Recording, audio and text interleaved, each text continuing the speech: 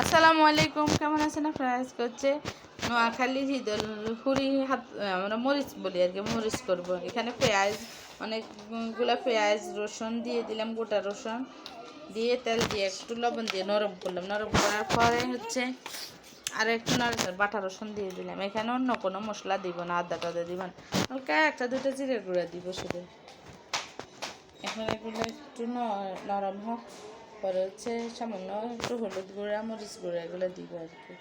হলুদ, এই কালারটা কি সুন্দর চেঞ্জ হয়ে আসছে। এখন হচ্ছে হলুদ দিলাম একটু, আর হচ্ছে মরিচ দিব।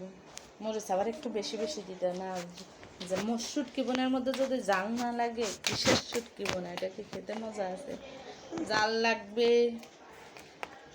তারপরে তো মজাটা আসবে।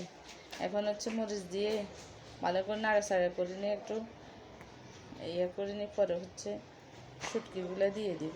এখন কালারটা দেখেন সেই আসছে।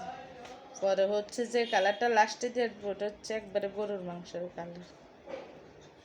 এখন শুটকিগুলো আমি ধুয়ে রাখছি, বেশি না, 5-6টা শুটকি। ওগুলো আর একটু বেশি দিলে আরও ভালো হতো, পরে ছিল কম। 5টা শুটকি ছিল, ওগুলোকে ধুয়ে মাথা টাথা ফেলে দিয়ে গরম পানি দিয়ে ধুয়ে রাখছি, শুটকি কোনো জীবাণু না থাকে। এখন একটু ভালো করে কষিয়ে নাড়াচাড়া করে কষিয়ে নিয়ে হালকা একটু পানি দিয়ে দিব। দেওয়ার পরে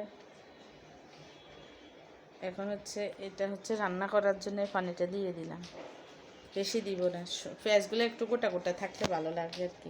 এভাবে রান্না করে দেখবেন, যদি ভালো লাগে কমেন্টস করে জানাবেন।